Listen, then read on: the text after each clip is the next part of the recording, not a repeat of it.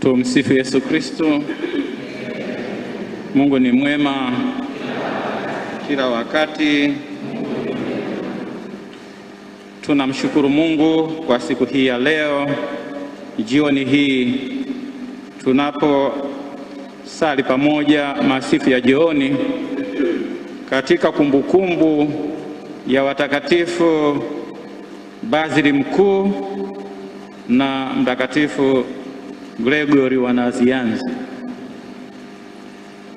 Tunaposali pamoja masifu haya, vile vile mbele yetu yupo frateri wetu, Frateri Evans, ambao leo hii jioni hii atateuliwa rasmi kuingia katika daraja takatifu ya ushemasi. Kutoka jioni hii atakuwa mteule, lakini taendelea tena kesho akipata hilo daraja ya ushemasi. Tunapowaangalia watakatifu Bazili Mkuu na Gregory wa Nazianze, tunakumbuka zaidi kazi kubwa walioifanya. Kwanza, kuielewa imani, kuijua vizuri, kuipitia vizuri hiyo imani thabiti, imani sahihi ya Kanisa Katoliki. Na katika kuijua hivyo, wakaweza kuitetea imani hiyo ambayo wanaijua na wameibeba ni ya kwao, kuitetea. Na si hilo tu, kuiishi hiyo imani katika matendo na katika maisha yao kwa ujumla. Walifanya kazi kubwa sana, kwa sababu katika enzi zao kulikuwa na uzushi ulioanzishwa na Ario. Ario alikana umungu wa Kristo, Yesu Kristo. Alimuona Yesu Kristo kama kiumbe. Mababa hawa tunawaita mababa wa Kapadokia. Anaingia tena na mwingine baadaye anaitwa Gregory wa Nisa, mdogo wake Gregory wa Nazianze. Walisimama kidete, wakaeleza kwa ufasaha imani Katoliki juu ya Utatu Mtakatifu, Baba na Mwana na Roho Mtakatifu. Na haya yakahitimishwa katika mtaguso ule wa Konstantinopoli mwaka 381. Kwa shida ya Utatu Mtakatifu ikawa imeisha, kila mtu akaelewa, ikaelezwa vizuri. Na kanuni hiyo mpaka leo tunaikiri sote. Ilianza na mtaguso wa Nisea 325, ikaja kukamilika na mtaguso wa Konstantinopoli mwaka 381. Leo tunaikiri hiyo imani, kanuni ya hiyo imani kila Dominika na katika sherehe mbalimbali za amri. Tunaikiri hiyo imani. Tunapomwona frateri wetu huyu leo anapoteuliwa rasmi kuingia katika daraja takatifu, yote haya yanatakiwa. Ndio maana takiri imani na yeye. Na anakiri imani si kwamba anafuata tu maneno kama Kasuka anavyokwenda, pana. Ni ile ambayo anaishi, ni ile aliyobatizwa nayo. Ataikiri hiyo imani, ataikiri imani hiyo mbele yetu, ili atakapoingia katika daraja hiyo ajue kwamba ni kwa ajili ya kuitetea hiyo imani, ni kwa ajili ya kuishi hiyo imani, ya kufundisha hiyo imani, kuishi kadiri ya imani inavyoelekeza. Lakini vile vile atafanya kiapo cha useja. Kwa hiyo katika daraja anafanya hicho kiapo cha useja, ile sija akatugeuka tena baadaye akasema mimi ningependa nioe saa hizi niwe na mwanamke. Hapana, ni kwa ajili hiyo na ndio wito wake huo ambao ameuchagua. Lakini pamoja na hayo, ataweka kiapo cha kulinda watoto, ulinzi wa mtoto na watu ambao wapo katika udhaifu, wapo katika mazingira hatarishi. Ataweka hicho kiapo vile vile, awalinde watoto, alinde watu hao, ajue kwamba yeye amekuwa mchungaji kwa ajili hiyo. Na ndio maana katika safari hiyo ya wito tunamshukuru Mungu anavyoitikia, na vile vile tunawashukuru wazazi kwa kumtoa, na wanapomtoa katika kanisa anakuwa ni wetu, na ndio maana anaweza akatoa huduma popote tena, popote pale atakapopangiwa na askofu wake wa jimbo. Ataenda afanye kazi zile ambayo Kristo amezifanya, ofisi zile, kufundisha, kutakatifuza na vile vile kuongoza, kufundisha kile ambacho anakiamini yeye, imani hiyo, kutakatifuza, kuadhimisha sakramenti za kanisa, watakatifuzwe watu waumini, lakini kuongoza, na ni kuongoza, si kutawala, si kukaa mabegani mwa watu, ila kuongoza, na yote haya atayafanya. Na ndio maana leo tunapoadhimisha masifu haya ya jioni, tunaongozwa vile vile na kama maneno aliyosema Kristo mwenyewe katika Injili ya Mathayo sura ya 9 aya 38. Mwombeni Bwana wa mavuno apeleke watendakazi katika mavuno yake. Mavuno ni mengi, watendakazi ni wachache. Na tunaona katika ulimwengu wa leo kutangatanga kwingi. Mavuno ni mengi, kuna wenye huzuni, kuna waliojeruhiwa, kuna ambao hawajui hata imani ni nini. Na leo hii yoyote anaweza kaingia kwenye mtandao akafuata hiyo, anasema AI, unaomba nieleze hivi, na ukaichukua hivi ukaenda unaanza kuibwaga kwa watu na kuielezea, kuonyesha kama na wewe unajua imani Katoliki.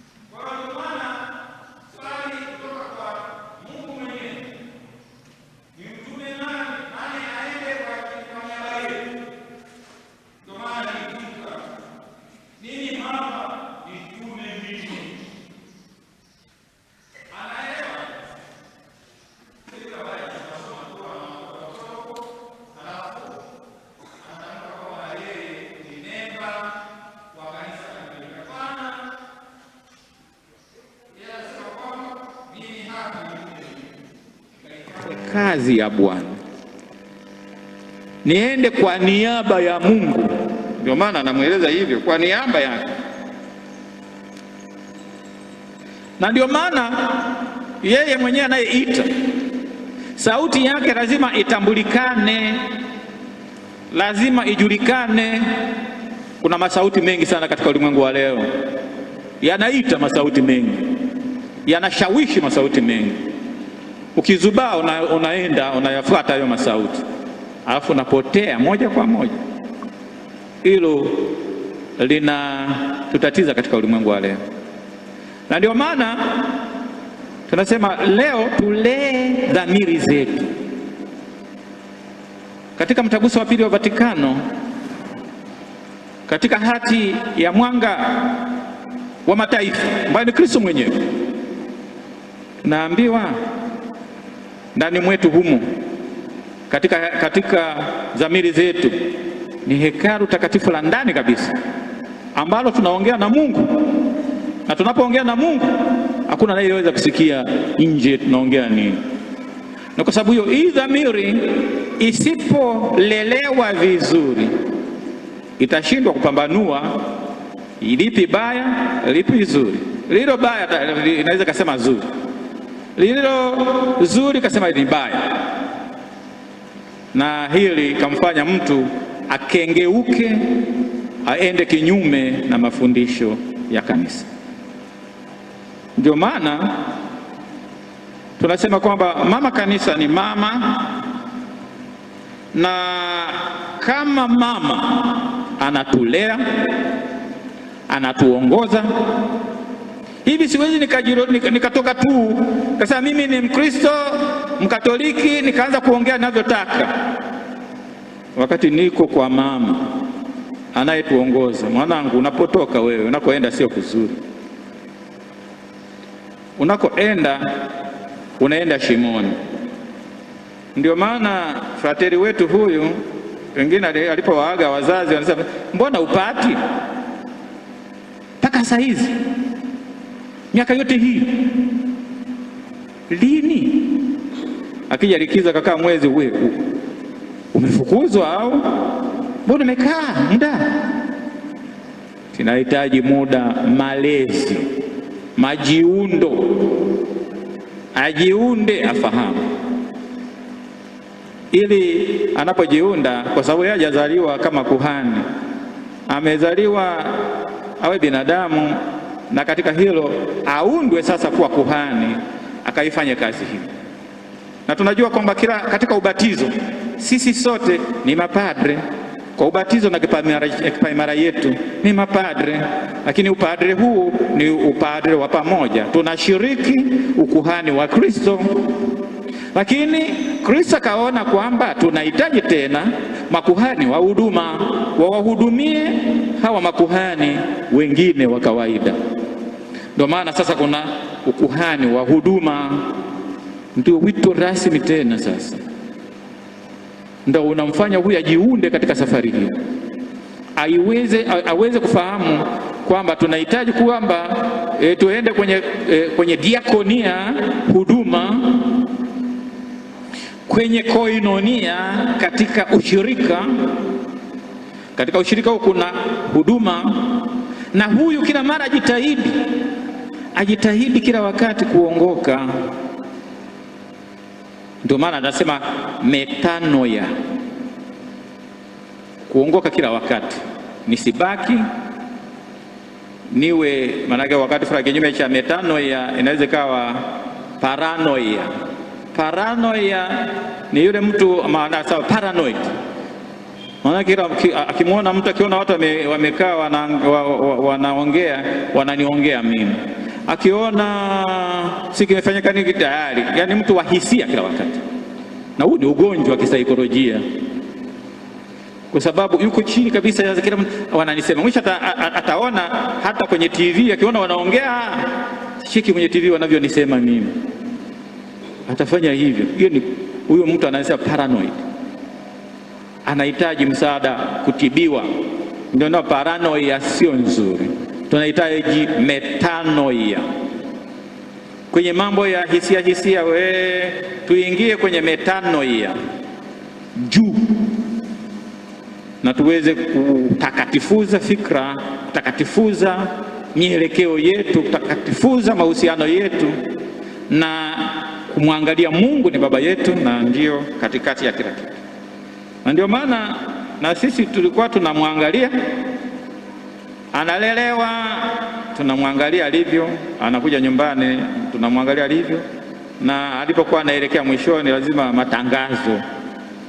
Ndio ushirikiano uliopo katika kulea kuhani kati ya waumini na makuhani, kwamba na muumini anachangia kwa sababu huyu ni mtoto wetu. Tumeangalia hivi, ndio maana kulikuwa na matangazo, mwenye kizuizi akilete, ili si akishapata anasema lile nilijua tu kwa sababu wakati ule lilikuwa 1 2 3. Hapana, ajue kabisa kwamba amechangia katika kumwangalia katika malezi ya mtoto. Kwa maana alikuja likizo kumwangalia, anaenda seminarini. Sasa tunahitaji ripoti, ameishije, baba paroko alimuona na amesali vizuri na waumini, ameenda kwenye jumuiya. Ndio kuangalia yote ile ni tathmini katika safari yake ya maisha, kwa sababu anakoelekea ni kwa ajili ya huduma ya watu wa Mungu hawa, mapadre hawa, makuhani wa Kristo ambao wanashiriki ofisi ya Yesu Kristo ya ukuhani. Kwa hiyo lazima hiyo yote ilibidi tuangalie. Kwa hiyo malezi haya yalikuwa muhimu, na leo hii ndio maana anafika hapa. Tunamshukuru Mungu, na sisi kama wanajimbo la Bagamoyo tunamshukuru Mungu kwa jioni ya leo. Tunaandika historia, tunaandika historia kwa jioni ya kwanza, na sisi tunafanya adhimisho hili na huyu frateri wetu wa kwanza kabisa katika jimbo letu la Bagamoyo, na anakuwa kama Waingereza wanasema kama ni pioneer, na analiangalia jimbo lilivyo ni mpya, na anaingia huko, na yeye anakuwa ni kati ya wale ambao watakuwa ni waanzilishi kuliunda jimbo hili vizuri, ili watu watakatifuzwe wote na Mungu atukuzwe daima. Ni muhimu sana, na ndio maana yeye amesukumwa na upendo wa Kristo, sio kwamba hivi tu, na akapata nguvu na kupata msukumo huo wenye nguvu, na Roho Mtakatifu anamuongoza kusema ndio, mimi nipo tayari. Si swala la kwenda tu, niko tayari. Na ndio maana anapokuja huku, wazazi tunawashukuru sana. Tukishampokea tu akawa kwetu, ni wa kwetu, tunawashukuru kwa kumtoa mtoto huyu kwa ajili yetu. Hata siku nyingine Mungu akasema namchukua, si akasema tumekuja kufuata maiti ya mtoto wetu, sio wenu. Na wala msije mkasema kwamba sasa hiyo marehemu alikuwa na nini. Hapana, hii ni mali ya kanisa. Kama atapata gari sio la kwake, ni la kanisani hilo. Na ninyi akija kwenu mpeni jamani, aje atumie pamoja na wenzake kanisani, mali ya kanisa hiyo. Kwa hiyo sasa tumekuja kwenye mirathi, hakuna mirathi huko kanisani. Ndugu wote na jamaa wote mfahamu. Ndio maana napofika huku akipata shida ni wakwetu, ni sisi. Na ninyi hamjaacha kuwa wazazi. Kuna siku atakuja kuwasalimia, akifanya upuuzi unasema ndio yule wewe ulikuwa unasema pale mbele, tunasikia. Mbona tumesikia moja mbili, sio kakaa kimya. Anasema mtoto hakui kwa baba au kwa wazazi. Kwa mtaendelea bado kuwa na nafasi ya kumsaidia, kumwombea atimize vizuri wajibu wake. Na pale anapokabidhiwa majukumu, wale wanakuwa ndio wazazi wake wa karibu, ambao wanabidi wamwangalie kwa namna pekee na waweze kumtunza, kuhakikisha kwamba anaishi vizuri. Huo ni wajibu wao hao kama wazazi. Na kwa sababu hiyo tunamwombea katika safari yake hiyo, na kesha atakaposema ndio, tutamhoji. Anaweza kusema hapana vile vile. Kwa wazazi mseme kashangaa akisema hapana, akasema unasemaje? Akasema tunalivyo, sema ameamua, tuweze kumlazimisha. Hata leo tu hapa tutamhoji maswali kadhaa alafu baadaye tutapokea nia yake, ndio ataanza kukiri sasa imani, kiapo cha useja, kiapo cha ulinzi wa mtoto na watu ambao katika hali ambayo ni dhaifu au katika mazingira magumu. Basi tumshukuru Mungu, tuendelee kumwombea frateri wetu Evans ili Mungu aendelee kumtia nguvu katika safari yake na aendelee kumsimamia katika yote na kuyatimiza kadiri ya mapenzi yake Mungu mwenyewe. Tumsifu Yesu Kristo.